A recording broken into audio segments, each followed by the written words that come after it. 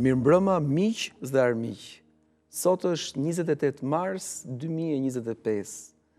35 vite më përpara, zotëria që kam në studio guxoi dhe tentoi bashkë me kushuririn apo me nipin e tij, guxoi dhe tentoi t'i vinte dinamit, rreth 10 kg dinamit, 10 kallëpe dinamiti, shtatores së Stalinit që gjendeshen në bulevardin Dëshmorët e Kombit ose diku aty pranë ku është sot monumenti 100 vjetorit të pavarësisë.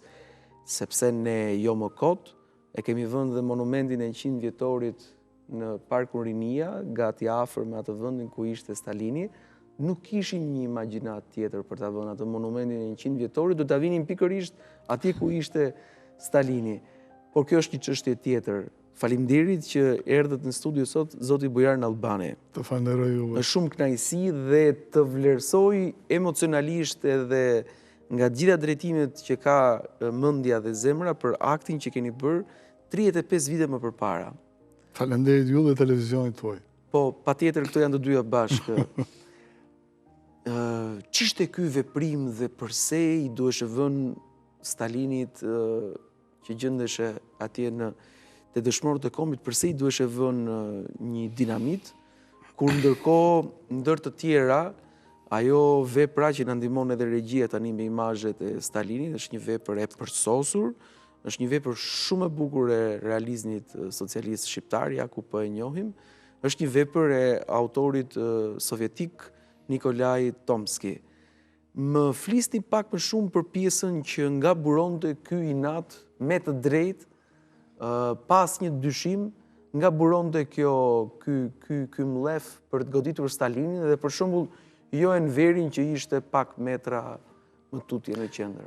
Dhe kush jeni ju që vendosët të kryenit këtë akt në atë kohë? Shiko, unë në fakt, unë e kisha vendosur ta vija te këmbët e monumentit të Enverit, që ishte në qendër të Tiranës. Në kërthizë të Shqipërisë. Në kërthizë të Shqipërisë, në kërthizë të sheshit Skënderbej.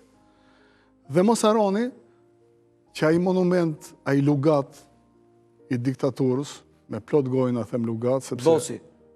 Pikërisht, ai bizotëronte 10 metra i lartë atje ku ishte, dhe do ishte kënaqësia ime më e madhe dhe gjithë disidentëve në atë kohë dhe atyre që kanë vuajtur nga i regjim, që unë ta bëja atë gjë. I erdha rrotull me javë të tëra dhe nuk kisha mundësi sepse vendi ku ishte Enver Hoxha në qendër ishte komplet i zbuluar dhe patjetër unë nuk njihja ambientin, mund të kishte edhe survejime, kamera, megjithëse nuk njiheshin atë kohë. Shumë e thjeshtë për të survejuar ajo hapësirë. Dhe isha i ekzekutuar jo me pushkatim, po me varje aty. Aty të vendi direkt. Pikërisht. Dhe nuk guxova, por duke marrë shkas që ky ishte vazhdimësia dhe vija politike e diktaturës së Stalinit, bile ishte baba i tij, në mentalitet, në veprime, në të gjitha gjërat, ai kishte mësuar nga Stalini. Prandaj dhe ndejtja aq vite dhe prandaj edhe shtypi me dorën e fortë të popullit. Por vendosa që pikërisht ta spostoj punën time, aktivitetin tim në atë kohë të fshehur, që pak më poshtë te bulevardi Dëshmorët e Kombit, përballë Hotel Dajtit, përballë njeriut që e nxori atë lugat, atë diktator, përballë Leninit.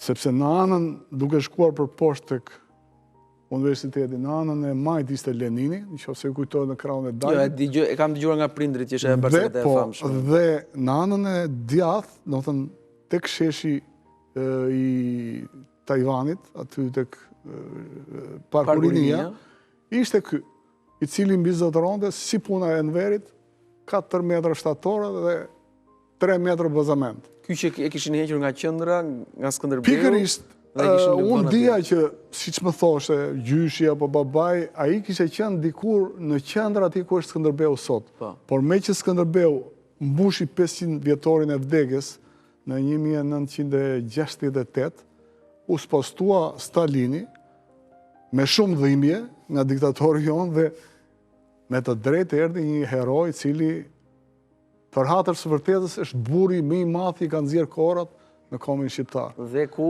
dhe nuk mund të mohohesh e puna e Stalinit në Shqipëri, kështu që u vendos tek pikërisht. Parku Rinia. Nëse do bëj diçka me emër, jo një atentat në një bus të fshehur, në një zyrë të braktisur, ku mbizotronte ky me shumicë.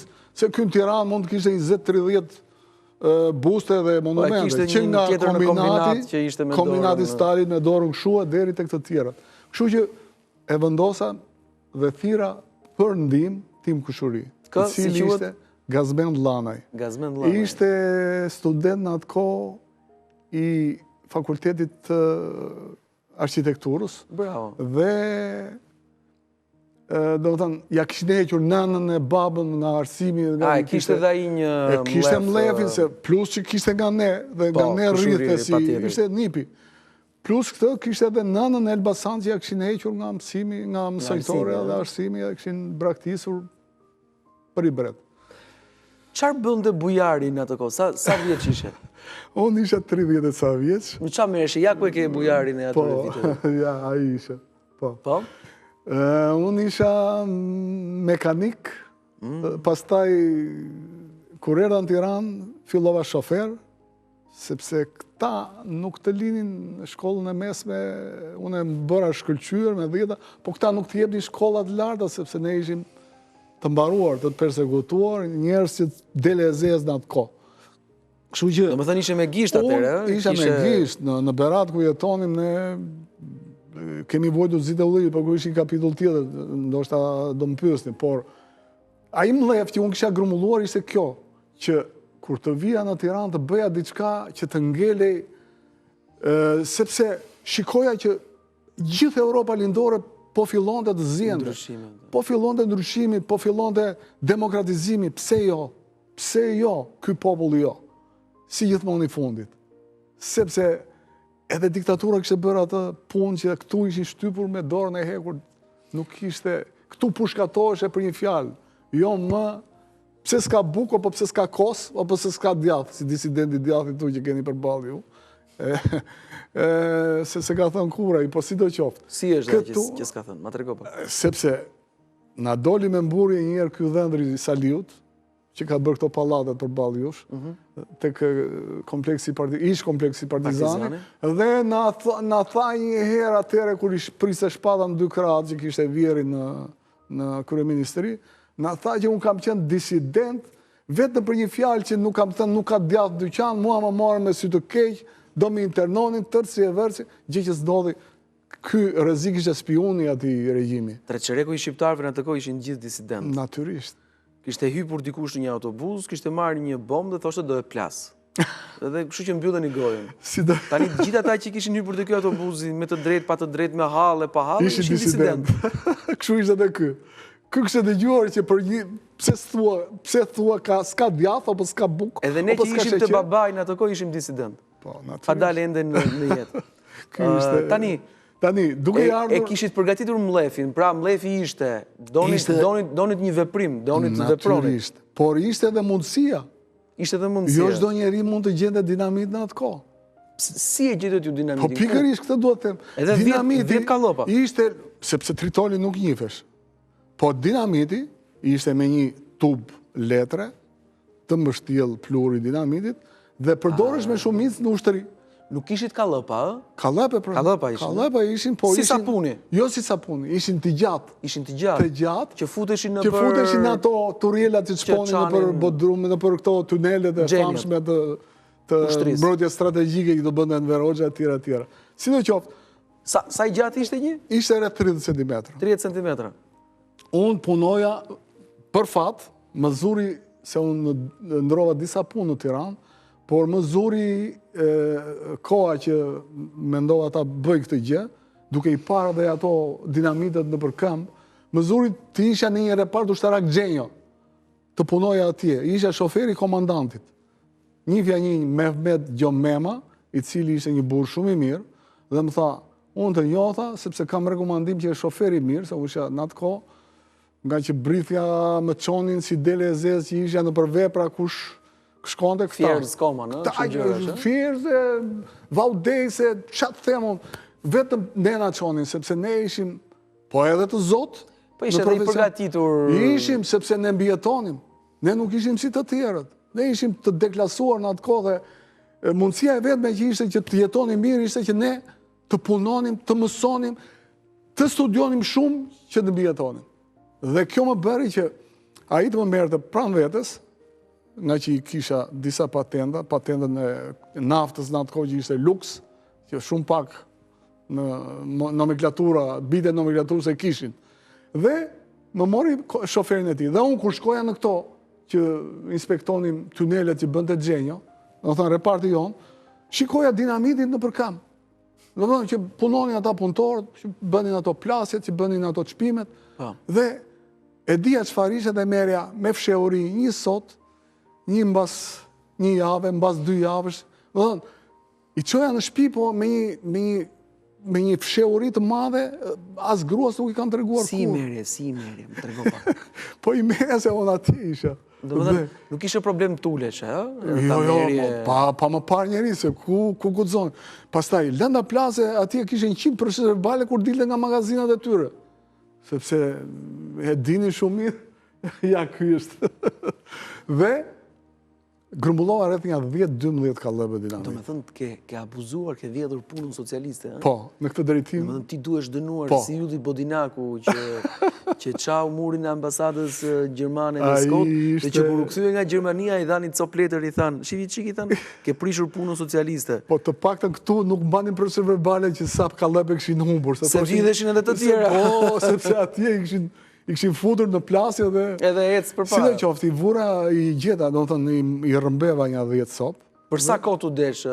Nga 1 muaj. Nga 1 muaj, Po. Ama e kisha përgatitur veten që do bëja diçka me këto. Më fal, e kishe përgatitur veten për të Enveri. Të Enveri natyrisht. Kishe ndarë mendjen. Atje kisha qefin sepse shpërthimi do të jetë hov këtij kombi, kësaj Tirane në atë kohë, sepse kombi ishte i dërmuar fare, po kësaj Tirane që të lëvizte. Më fal, se shumë frymëzuese kjo dhe po më duket sikur do ta bëja unë këtë gjë në ato vite. Ta garantoj këtë gjë. Ja i bitur se po. Të tregoj Ju një keni qenë sekret. deklasuar? Jo, s'kam qenë. Por duke qenë se kam jetuar këtu, kemi qenë. Natyrisht. Të gjithë ishin. Të gjithë ishin. Nga pak. Jo, kemi qenë të qetë në këto drejtime. Domethënë nuk kemi vlon të gjëja nga brenda, por jo si ju, po. Në mendime, po për vetë ishin të guximshme. Kishim mbyllur gojën si ai dryni i zotit Frashër, historianit, që e gjeti dhe tha, po mbyll gojën me një dryn 2-3 lekësh. Të tregoj një sekret, dhe se sa voluminoze dhe sa përparimtare do ishte puna jote po ta vije tek shtatorja e Enverit në qendër. Ajo ishte kapur keq. Isha i ekzekutuar. Po, përveç kësaj. Pa e vendosur. Pa e vendosur. shpërthyer. Po të tregoj një sekret strategjik të vogël. Ajo ishte kapur keq. Është montuar shumë shpejt vepra atje. Dhe është kapur me disa... Kush ishte kapur keq? Enveri në qendër të Tiranës. Me disa bulona. Jo. Spekulim dhe vetëm spekulim. Kush thot që ishte me bulona, të cilët ishin shtrënguar në bazament dhe ka gabim. Unë për ditë rria atje. Gjithsesi nuk ishte mirë, nuk ishte mirë. Ishte e ngjitur nga poshtë, e salduar. Dhe platforma kur kishte ai lugat këmbët, flinte ishte vetëm e pastër, pa bulona. Kështu që lëri çfarë. Jo, dua të them që do jepte shumë efekt, shumë efekt të shpejtë. Natyrisht, për atë disa. Ai do shtrëmbrohesh e do binte. Ora ai mund të bësh sopa, sepse 10 kallëpe, diç do të çfarë fuqie, apo 12 kallëpe që kisha unë. Tani dalim i çik te shpërthimi se më pëlqen pra. E mora në fshehur familjes, e përgatita në shtëpi, mora balt. Çfarë bëre? I ngjeshe? Po nga që unë punoja, domethënë diskutoja me atë orë si i bëni këto shpërthime, i thoshe punëtorëve në këte, dhe ata më thoshin që këshu, çpojmë i vëm, dhe po të ishte në karkas metalike, e dija që do vriste njerëz. Dhe unë do besha mëkatar, ndoshta i fshehur, po s'do vija ta tregoja sot tek ju, po të kisha vrarë në njeri. Atëre, e futa në karkas balde që shpërthimi ti ishte voluminos, të dëmtonte këmbët e ti, në monumentin e ti, dhe të mos vriste njerëz. Në atë kohë, gjithë që nga shtatorja në Verogjes, e deri tek universiteti poshtë, gjithë ajo bulevardi që themi dëshmorë dhe komë, xhirua ishte tradicionale. Atje nuk kishte makina në atë kohë.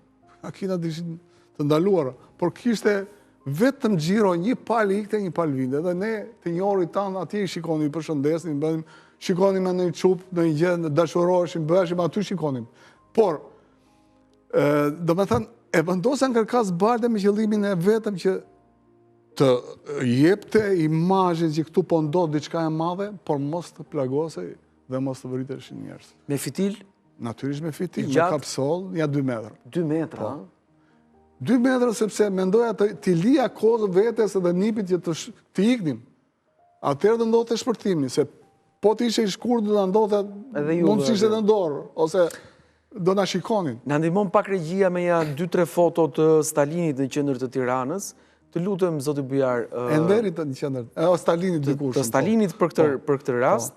Për shembull, ja ku është një foto.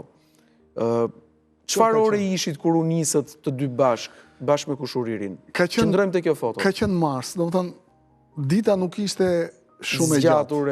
Dhe në 8 e gjysmë që mendonim të ishim tamam të fshehur, ishte errësirë.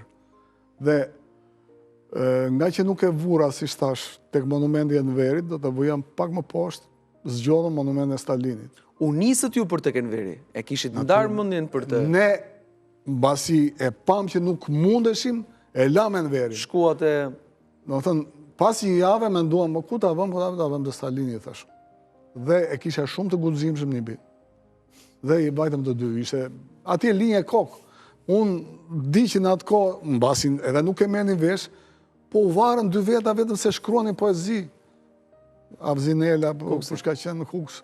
Kështu që ishe e ekzekutuar, dhe ata shembull dojnë të bënin. Do të thënë, kur u bë shpërthimi të nesërmen ose atë natë, janë arrestuar siç e është faksimilja e Sigurimi ndaloi 247 persona të dyshuar për ngjarjen. Ministri i Brendshëm Kastriot Dervishi në këtë sekretarit parë. Po, Kastriot Dervishi e ka gjetur se e kishte në arshiv, ka qenë drejtori i arshivave. Po. Dhe e zbuloi këtë dhe e shkroi sepse kjo do ishte harruar.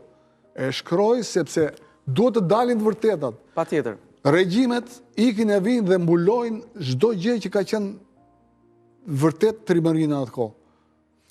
Sepse duan të justifikojnë qëndrimin e tyre që ata janë dhe jo të tjerë. Po kjo është meselë tjetër dhe ju ndoshta do pyes. Jo, do pyes edhe më pas. Tani, shkoni tek Bisha atje. Dhe bëni gati, e kishit në qese, në çantë? Në çantë. Në kishte një çantë të zezë kujtohet si tani. I kemi rënë mrapa lulishës, shtatorës, dhe për fatin ton, mbasi e kishim studiuar gjithë ato ditë, mbrapa shtatorës ishin pisha të mëdha, kishte edhe shumë kaçube, me shtekla, shkure dekorative që na ndihmuan që ne t'i afroheshim pa u vënë re në pjesën e përparme që njerëzit. Kishte një xhiro, një. Po kishte policë, kishte xhiro, kishte agent, kush e di çfarë. Ju shkuat pas bazamentit. Pas bazamentit, do të thënë pas shtatorës, sepse na mundsoi kalimi nëpërmjet gjithë lulishës që ishte e qetë. Si thua, erdhët nga Myslimshyri? Nga Myslimshyri, nga Shallvaret. Nga Shallvaret. Dhe erdhëm mbrapa. Aty, në emocione sipër, ndezëm fitilin, im kushuri më mori dhe më mbajti në supet e tij, se bazamenti ishte shumë i lartë për të vënë. Është goxha i lartë. Po, ishte 3 metra i lartë, dhe më duhej patjetër që nga që se arria ta vija te këmbët që vala e shpërthimit të kishte bërë diçka të madhe, ta asgjësonte, ta coptonte, ta rrëzonte, të ngelesh diçka e madhe përveç zhurmës, e cila isha i bindur që do kishte zhurmë të madhe. Patjetër. Dhe në karkasën e Baldës, siç ju thash, e futa që mos dëmtoja njerëz, dhe im kushuri më ngriti dhe më vuri mbi shpatullo dhe e vura me fitilin që ndezo, e vura me vrap te këmbët. Te këmbët e monumentit. Te këmbët e monumentit, e statuës. Jo te bazamenti poshtë. Jo te bazamenti. Në momentin që im kushuri më zbriti, në rëmbim e sipër, atë fitil unë e kapa pa dashje, me krah, dhe bomba ra. Do më thënë, dinamiti, si që ishte i ndezur, fitili ra. Në atë kohë ishte edhe frikë, mendja na u prish, mendonim, nuk menduam me ta të ngrieshim prap, ta vinim lartë se kishim malë se ta shpërthente, të na vriste, dhe e lam aty ku ishte, si që ra, poshtë e bazamentit, dhe kemi bërë një vrap që do da i kishte zili për 100 metrë çdo njeri. Edhe vajta tek lidhja e shkrimtarëve që ka qenë dikur, aty dolëm, nga shallvarët, dolëm aty, me atë çantën në dorë, se çanta ishte vlerë e madhe në atë kohë, se s'kishte. Dhe për ta ishte një dyqan zarzavatash, mora ca qep, i futa në çantë që thoshja, atë mendjen time, që edhe në qenë nuatës të vi mrapa, të pak të mos vijera dinamit, po të vijera qep. Kështu që edhe kur kemi arritur tek lidhja e shkrimtarëve, mbasi brodhëm me shpejtësi të madhe, të dy, kemi dëgjuar një shpërthim që shikojmë pak një sekond, pra ju i vendosët këtu, te pjesa këtu. Ky është në pjesën përpara. Po. Kjo figurë tani. Ne erdhëm nga mbrapa. Nga mbrapa, po të pemë. Dhe duke u ngritur ne e vendosëm këtu, te këmbët. Në fillim fare. Te këmbët e tij. Do të thonë të ngriti kushurinë, më ngriti kushurinë me supe, e vum, në momentin që ai më lëshoi, po. Fitili i cili vare, e tërhoqja pa dashje dhe se ishte i ngulur me kapsoll brenda në bombë. Pa dashje, ra këtu nga mbrapa. Po, këtu, të shkallat e vogle. Të shkallët, jo këto shkallët për para, nga e pasme.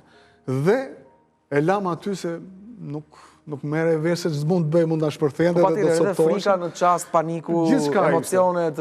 Mos të themi atë që ishte, po instiktet e njerëzit në atë kohë vlojnë dhe ishin të gjitha. Frika, pasiguria, frika nga vdekja, të gjitha ishin e lam aty.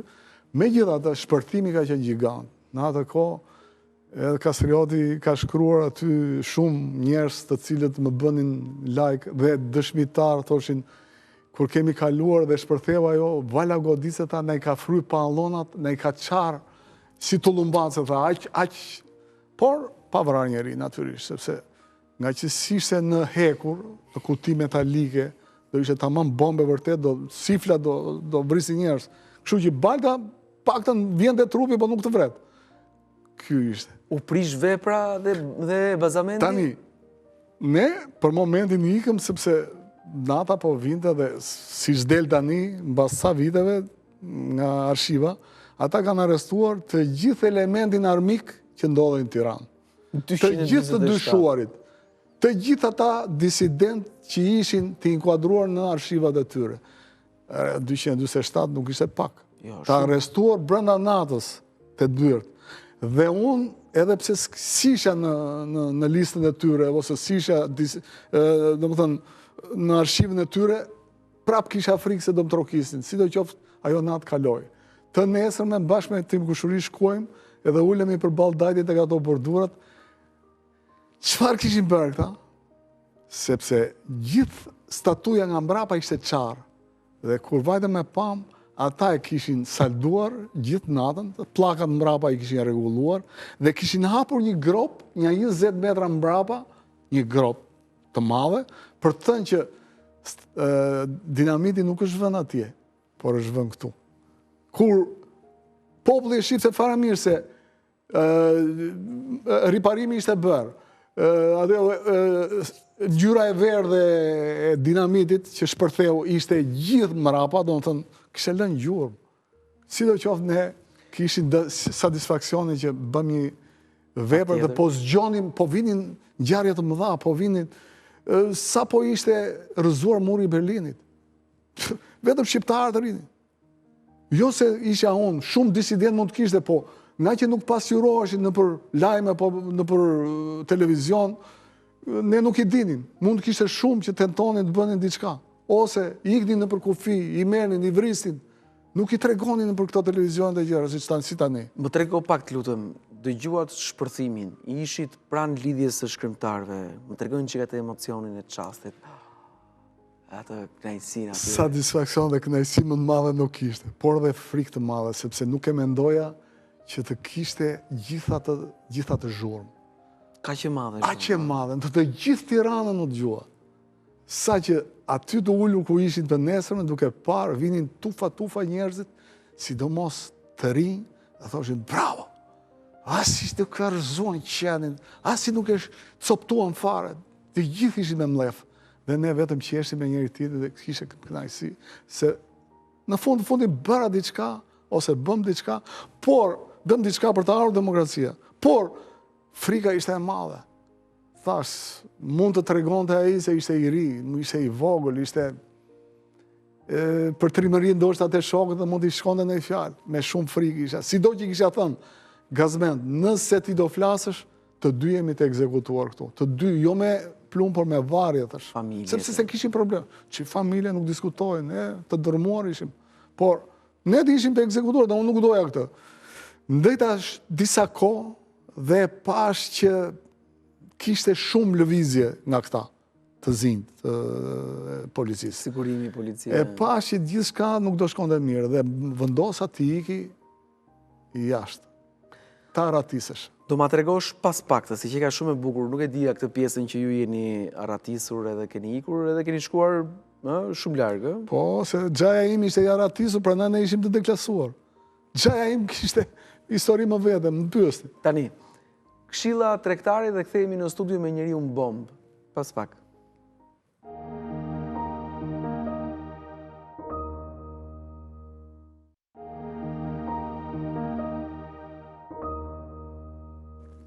E lam të Aratisja, por përpara se të shkojmë të Aratisja, regjia na ndihmon edhe me një dokument që ka servirur për publikun zoti Kastriot Dervishi, që e përshëndesim fort.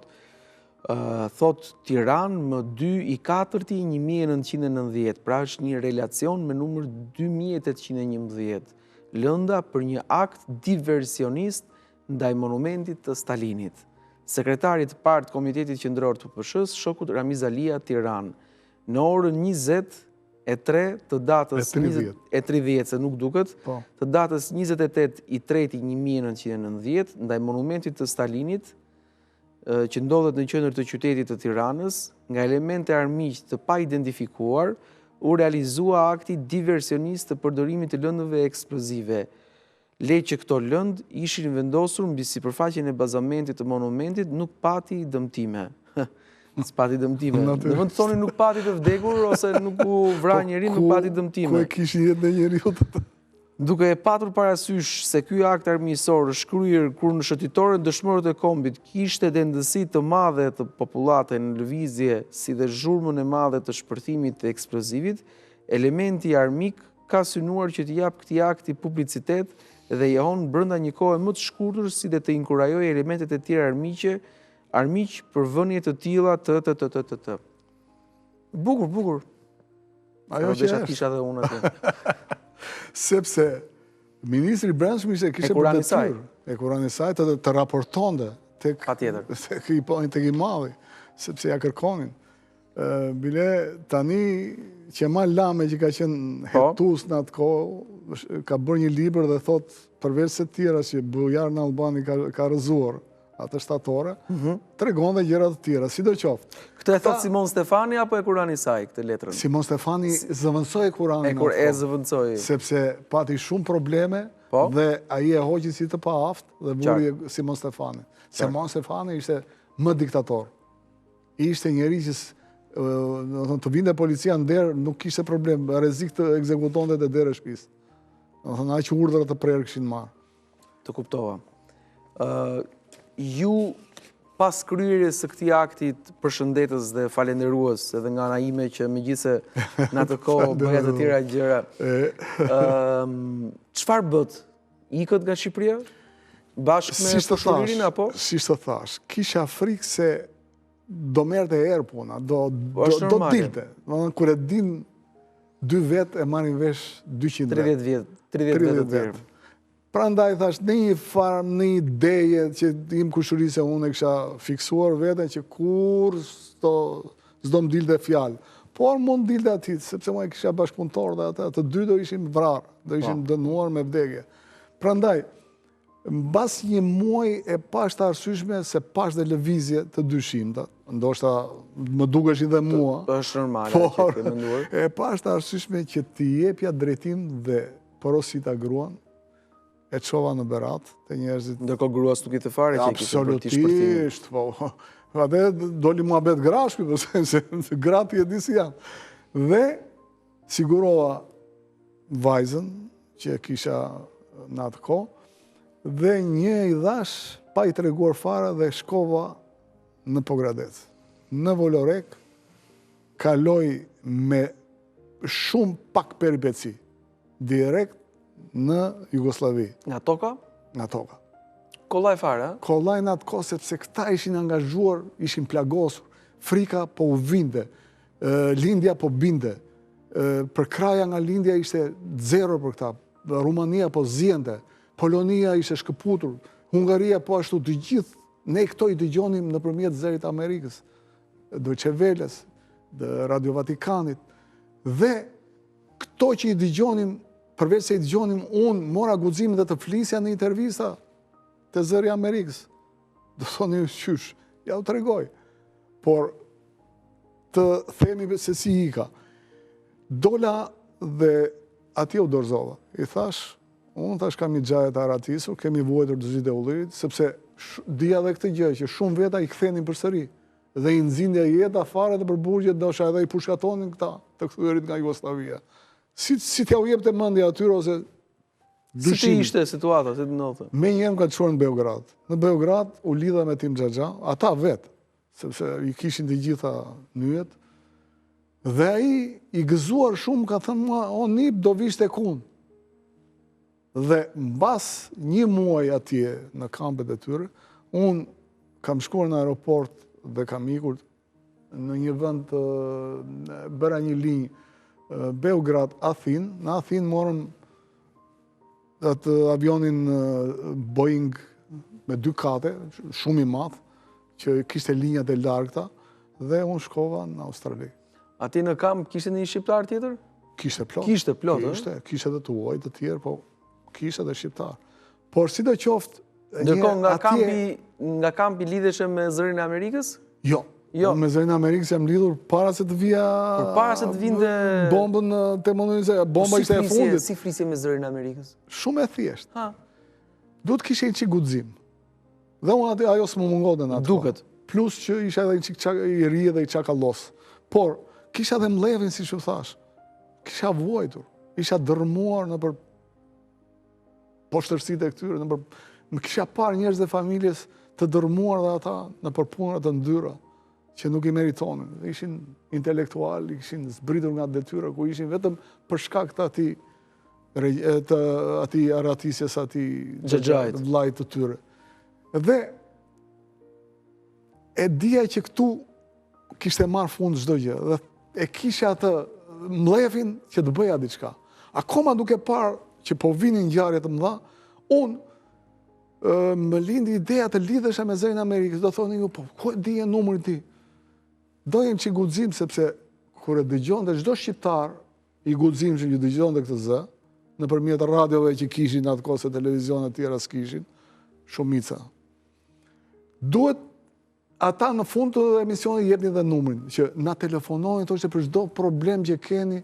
Ata e dinin se telefonat ishin kështu që, leqë s'ku kishte telefon, telefoni ishte gjë e rrallë e nomenklaturës, drejtore lartë, apo antar komiteti e lartë kishte në përshpia, ku kishin njerëz atëherë. E gjete numrin nga ekrani? Në ekran, jo në ekran, në vesh. Në vesh, thoshte duke dëgjuar ata jepni numrin, shënova numrin dhe e mbajta.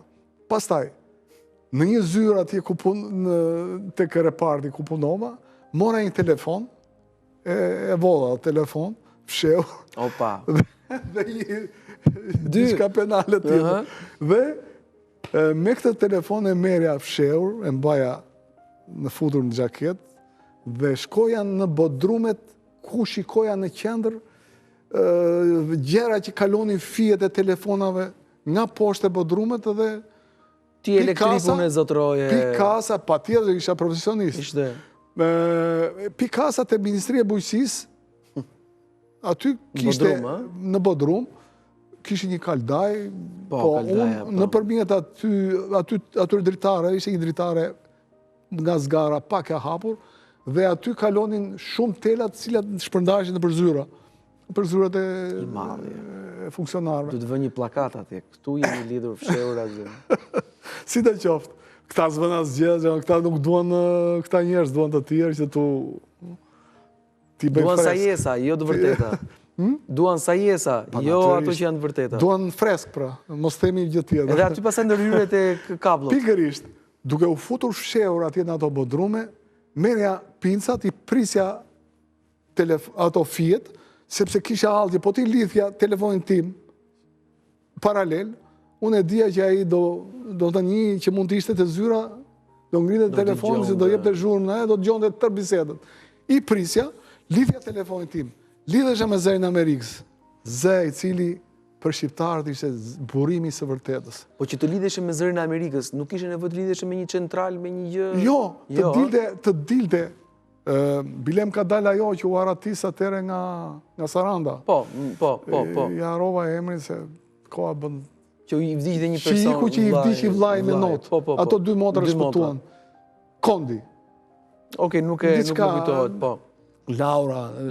Nuk e di se kush. Laura Konda. Diçka dhe më ka dalë, më mori, më tha, tashita s'po të lidh me incizimi për bisedën ta, por po bëjmë pak bisedë lirë, edhe unë tha kam e gjurë si të ulli, dhe ajo ma të regoj që në atë ko, dhe me erdi shumë keq, tha, ajde, mos u shpenzo ti, ne të marim ty, ku e ke telefonin, ata s'kishin i den, se si mund, se kur unë e kisha në shpi telefonin, edhe le që përgjoheshe, të realitën, edhe i thash, jo, thash, do t'ju marrë vetë mund.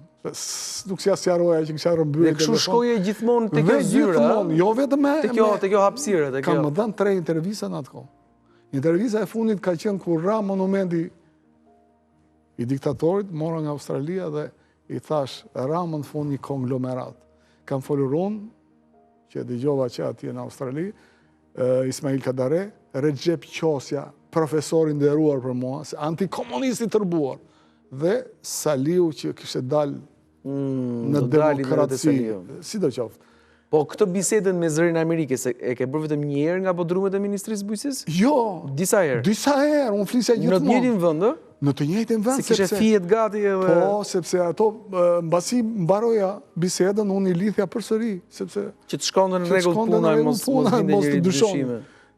Dhe kam dhënë si shtash 3 intervista të mirë filta në zërin Amerikës. Po zëri Amerikës në atë kohë ka qenë shpëtim për shqiptarë. Ka qenë zë i cili nga tregonte të gjithë shpëndote, sepse ishe censur. Brezi i ri tani nuk mund ta perceptoj. Absolutisht. Përveç se s'kishim buk, s'kishim as informacion.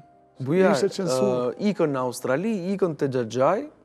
Nga Beogradi shkoj në Athinë, më japin në atë avion e madh, shkoj dhe ai më pret në Sydney. Në Sydney. Linja ishte në Melbourne, por nga Melbourne shkonte përsëri, ishte se Australia është e madhe dhe atje vetëm me avion. Shkojmë edhe 1 orë sa tjetër për në Sydney. Në Sydney kisha marrë si dhurat që t'ja qoja gjajt sa paketa DS në atë kohë, sa shishe konjak raki dhe kisha vënë në atë çantën time. Në dogan atje më ndaluan dhe më thanë, që ke këtu? Qaja, jo, por i merin erë ati duhanit DS dhe Drax thaj. Dragun dhe s'dje çdo të Drax, se s'dje anglisht fare në atë kohë. Kisha bërë në ato shkollat e mia këtu rusisht vetëm, si që ishte lënda që jepnin për miqë sovjetik. Dhe, tha, prit këtu, tha, se ti do kthehesh mbrapsht, këtë është drogë, tha. Drogë, unë thash, unë se njoh drogën që është. Ata i merin herë cigareve dhe ishe një herë tamam kanabis. Ko dio se si është kanabisi, po them se ajo do të kishe qenë era e njëjtë. Dhe, unë më kanë mbajtur rreth 2 orë sa atje, qa do bëj me këta? Unë s'dija të flisja, për këtë hysë nuk po vinte, atëre Xhaxha imi cili priset e salla, se unë e dine që po vija, unë se i këshin informuar autoritetet, dhe Xhaxha im i interesuar, i thot atyre orë, ku është filan pasagjerë, s'po më delë të nipi. Pse nipi jote është, pe kemi ne atje. Me njerë më nëzorën, shkona atje. Kam shkuar në vendin më të begat të botës. Logarisni, një njeri që vinde nga një humbët tirë, nga një vend i shkatruar, nga një vend që s'kishte buk, nga një vend që s'kishte asgjë. Dhe shkonte në kulmin, po them Australia, shumë pak njerëz se kanë parë, sidomos unë që shkoja, që vajta në atë kohë, në 90-ën, ishte një perlë e gjithë botës. Gjërat ishin të mrekullueshme, bërash një jetë, ndeta një vit dhe jam befasuar për çdo gjë. Im Xhaxha më çoi në të gjithë territorin australian, e pash, e vizitova, pastaj më tha, unë të them Rita, jo, e tash ndoj, nuk e ha dot kurbetin. Dhe vërtet, jam tip që nuk e ka përzej dot, familje e kisha atje, tash do ik. Mirë thatë, me që do ikështa, do punosh. Më futi në punë, do më thonë, në punër që më bëja, kam punuar, por rroga ishte katastrofike, merje $200 në ditë. Unë turisti, do të përballueshme. $200 merja unë dhe hapja syt, si thoshë 200.000 lekë, si kisha parë në ëndër në Shqipëri, ishte akoma 40 lekë buka. Trondice në Shqipëri. Ustaj merte 300-400, mund si ndihmës, do më thënë, bëra goxha para. Sa ndenjë në Australi? Ndeta një vit. Një vit, ë? Një vit, pasaj kam shkuar përsëri disa herë. Bile kur vdiq, Xhaxha im vetëm unë vajta. Edhe se thaj, mua ata nuk më shkruan ose nuk më trajtuan njerëz dhe mi, tha, ti më trajtova, tha, ti do vish dhe më varosësh. Dhe më ladhë goxha gjëra. Bravo. Me ato,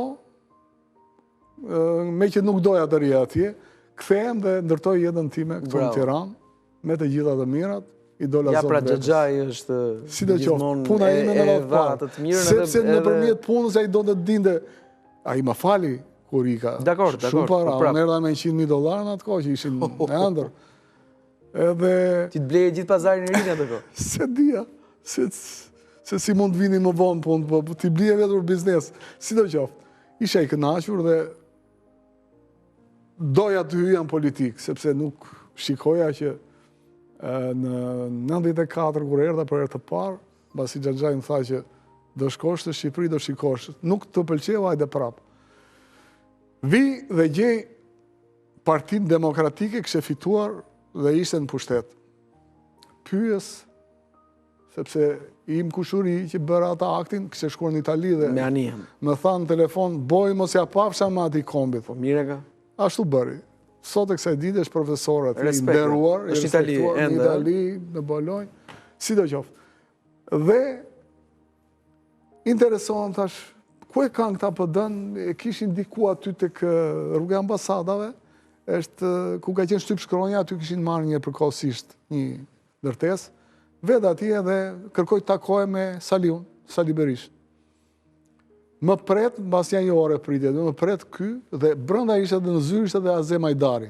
Ashtu, ka qenë dhe Azem Ajdari, më kujtohet si tani, të dy, tha ma kush je ti? Unë jam thashun ai që ka vënë dinamitin në atë kohë. bomb.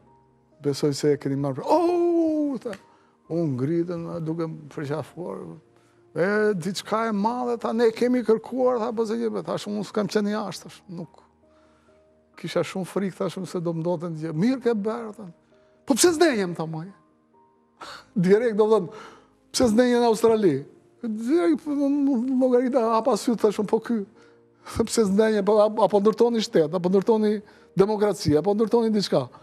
Duhet marrë dhe unë pjesë, duhet kontribuoj dhe unë, sepse kam dhe një kontribut për fillime demokratike. Pash fytyrat të reja, si njifja, si do qoftë, më tha do të thresim. Bët bisedë, mbaruat bisedën.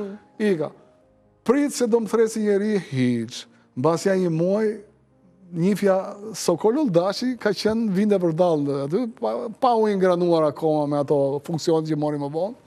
Sokol u njifja nga që ka pas sa njerës të internuar në lushnje dhe ne atje unë si deklasuar takohesha në njerë dhe e kam njohur që kur të shkretit.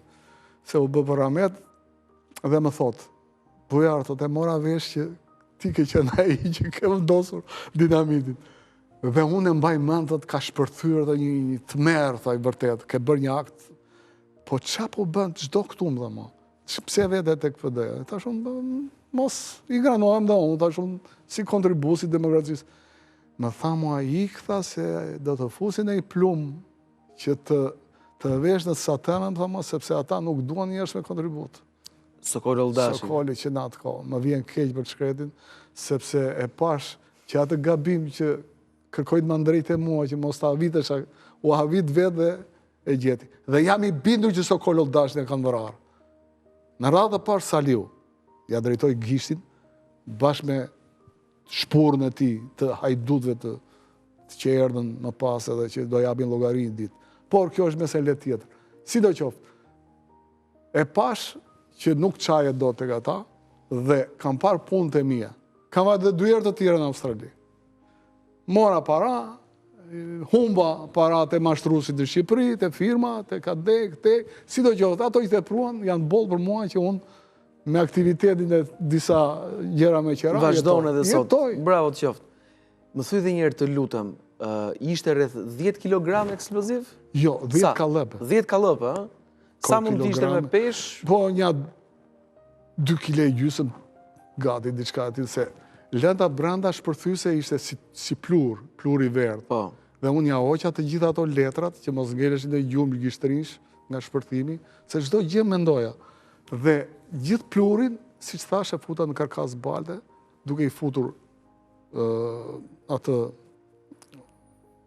atë fishekun e vogël. Fitilin. Fitilin po, kapsolën, se s'mu kujtua, dhe kapsola do bënde nëpërmjet ndezës fitil do bënde detonacioni dhe ai shpërthet, si shpërthet. Qartë, e frikshme dhe bukur ndërkohë. E guximshme në atë kohë.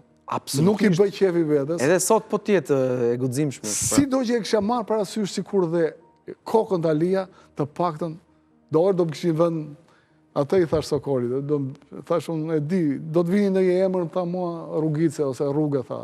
Se ta ndrojnë prap, ta vënë në 2000-shin dhe ta heqin 2003-shin, nuk është problem. Si dëshmor, tha, po të kishe vrarë, tha, ty do vini në emër Rrugë, tha dhe kajtë. Më mirë që... Dhe tha do gëzonin tha miliardët. Po keni provuar ndonjëherë të kandidoni për kreun e PD-s? Po. Të përgjithshme apo të Tiranës? Të përgjithshme. Në kohën kur Sali Berisha dha dorëheqjen, gjasme dha dorëheqjen, sepse Sali Berisha ka qenë gjithmonë në Partinë Demokratike. Në atë parti që ne dëshirojmë dhe ky popull dëshironte aspiratat e ardhshme të këtij vendi. Dëshironte të shikonte zhvillime siç i ka bota, ose Europa lindore, se bota nuk arrihet. Por, gjithçka u shtrëmërua i dashurelë, sepse unë mendoj që vërtet demokracia ra në duart gabuara. Nuk mund të bëj një mentalitet një komunisti të bëj demokraci. Po kjo është mesele tjetër. E pam që gjithçka deri në ditën e sotme nuk ka vajtur mirë. Ky vend është zhvilluar, por mund të zhvillohesh më mirë se Zvicra, po të ishte punuar me ndërgjegje, po të kishin klasë politike të rregull, po të kishin njerëz që të punonin për këtë popull dhe jo për vete, por nga që ka punuar për vete, për xhepet e bile aq hapur, sa unë hap bitem në mënyrë kaq të paskrupull, si mund të vidhe miliarda, del maja icebergut, del gjykohen për 1 milion lekë, po për 2.000, 5.000, 100.000 dollar, kur ka miliarda dollar. Gjyqi i kafeve. Çi kafe? Njësoj është si gjyqi i kafeve. Mund të dënohesh në xhmia që ne shpresonim, unë që atje të pak të shpresoja që do pushkatoj nga regjimi, siç pushkatuat Ceaușescu me shoqen. Mos haro që Ceaușescu na e solli demokracinë, ëh? Natyrisht që po. Se ai ka merita natyrisht veçanta për këtë gjë. Këta, duke parë Ceaușescu që u pushkatua këtyre u vajti Kuzman dhe me dhe hapi dhe Ramizi pastaj, por vuri e famshmja mbledhja e Katovicës, bëri që Gorbaçovi në atë kohë, ti mblidhte të gjithë këta sekretarët e parë të partive, drejtuesit atëhershëm komunist, dhe tu thoshte, pushtetin po e dorëzojmë, por mbani pushtetin ekonomik, e politiku iku. Dhe vërtet, kështu është. Prandaj vuan dhe më shumë se të gjithë ne, po Europa lindore prap nuk është atje ku duhet, sidomos Ballkani.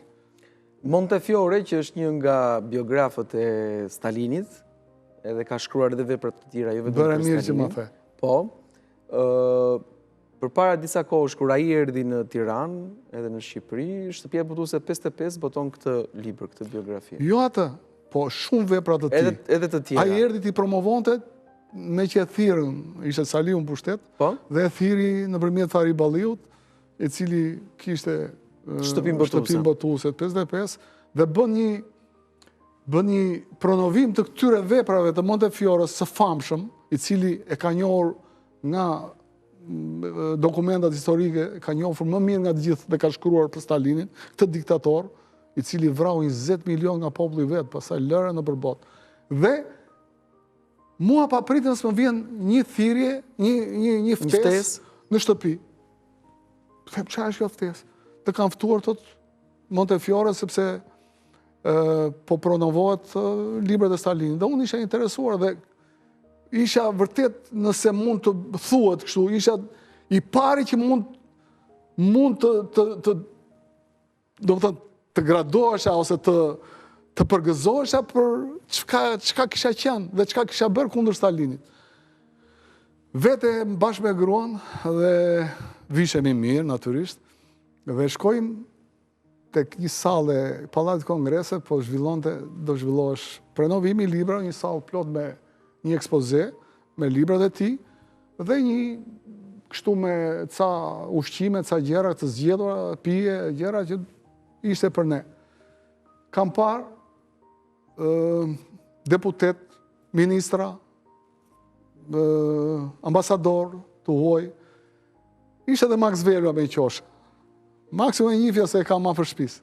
Dhe vide i shkre disa herë se tani ka vdekur, dhe takoheshim, qanim hallet, por si da qoftë.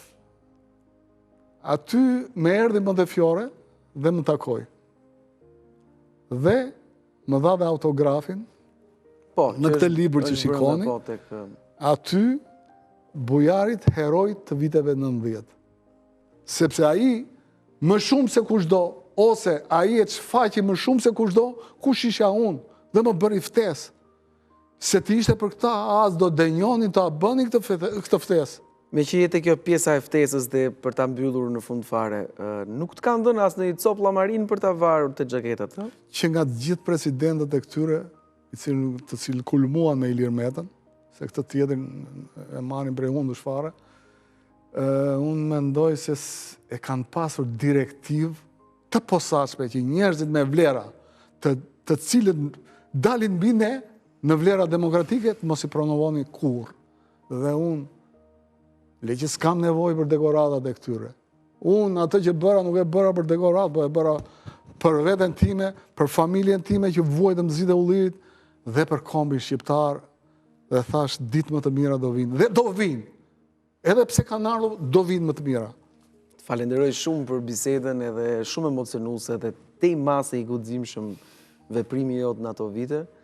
Kush e di se sa të rinj do kishe bërë për vete, po të dilte ajo gjëja pak, po që s'duhet dilte, se gjërat e mira nuk tregohen dhe nuk kanë pse tregohen. Ja si vjen koha, pa nga pak bashkë me kushëririn tënd që përkëzoi te masë shumë, të falenderoj.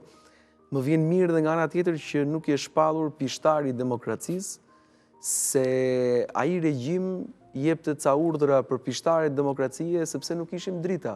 Dhe rrjedhimisht do jepte disa dekorata dhe tituj njerëzve që e meritonin ose se meritonin. Po gjithsesi qëllimi ishte të japim dekorata pishtare demokracie sepse nuk kemi drita, që të ndriçojmë dhe të marrim nga ndriçimi i tyre. Faleminderit për bisedën. Elio, për të fundit që kam, nuk është puna se na mungon, të paktën mua, më mungon dhe aftësia për të qenë dikushit dhe për të kontribuar në mbarvajtjen e këtij kombi.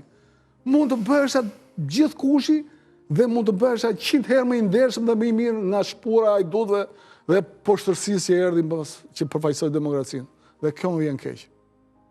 Ju falenderoj juve. Faleminderit shumë për bisedën. Falenderoj televizionet dhe Carlo Boldinin të parin, e kam takuar shumë kohë përpara kur më ka nderuar me disa shkrime po për këtë temë. Shqiptarja. Po te shqiptarja.com dhe i dërgoj të falat e mia. Edhe ne ja dërgojmë të falat tona. Faleminderit. Faleminderit që je gjallë dhe që tregove këtë histori te ne.